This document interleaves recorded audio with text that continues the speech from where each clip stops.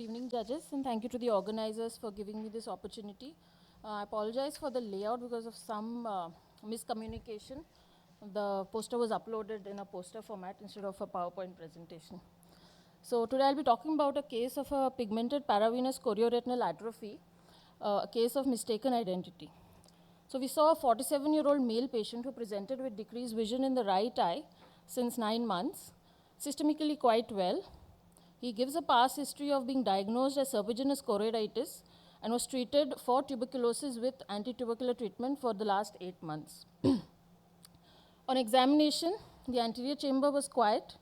Visual acuity was 612 in the right eye and 6.6 in the left eye, with a posterior subcapsular cataract which was not very significant. Fundus examination showed a clear, uninflamed vitreous. The disc was normal, well perfused. There was pigment accumulation along the venules in an arborizing fashion, and retinal pigment epithelial changes were seen along the distributions of the venules and around the optic nerve head. The macular reflex was dull. So when we did an autofluorescence imaging, that revealed hypoautofluorescent patches along the retinal veins, which suggested retinal pigment atrophy. The OCT examination revealed retinal epithelial thinning and an epiretinal membrane in both the eyes with a lamellar macular hole in the left eye. So coming to the discussion, PPCRA is an uncommon form of chorioretinal atrophy which was first described in 1937 by T.H. Brown and was called as retinochoroiditis radiata. Although the exact etiology is not known, but inflammatory causes have been mainly identified, and in such cases, it's then described as a pseudo-PPCRA. The patients are usually asymptomatic and they're diagnosed during a routine examination. It's a non-progressive condition, but the following DDs can be described.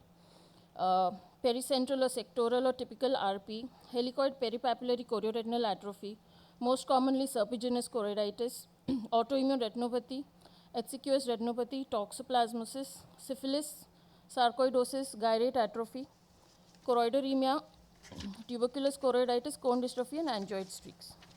Depending on the distribution of the pigment, PPCRA can be classified as paravenous, focal, or confluent. Paravenous means along the veins, focal where there are isolated chorioretinal atrophy patches with pigment clumping, and confluent is where the chorioretinal atrophy along with the pigment, they extensively merge with one another, and the case is often misdiagnosed as a retinitis pigmentosa. The fundus autofluorescence shows a continuous hypoautofluorescence along the retinal veins, suggestive of atrophy with pigment accumulation.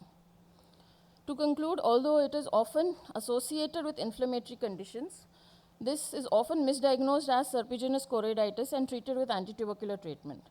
Therefore, it's very important to differentiate this from an inflammatory condition rather than subject the patient to intense autoimmune and systemic therapy as compared to this condition which is non-progressive and the patient usually remains stable.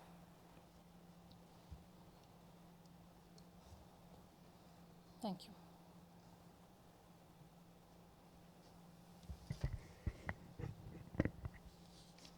So what are the main differentiating point between this PPCRA and your serpiginous choroiditis? So most commonly is patient did not give any history of any vision loss ever. He had no systemic conditions. There was no inflammation. The vitreous was clear. And serpiginous choroiditis usually is associated with recurrent episodes. So he had no such history. But he was misdiagnosed and treated as a serpiginous choroiditis. So basically it is a non-progressive. It is a non-progressive and it's quite benign. Patients usually remain stable unless they develop a cataract or some other epiretinal membrane. Right.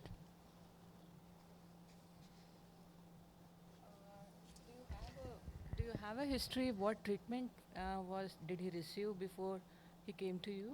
No, ma'am. He did not have any record of what exact anti-tubercular treatment he had received, but he did say that he was due to complete the entire course. Any anti-inflammatory given during that time? No, ma'am. It's just ATT and some topical steroids, but no systemic anti-inflammatory treatment.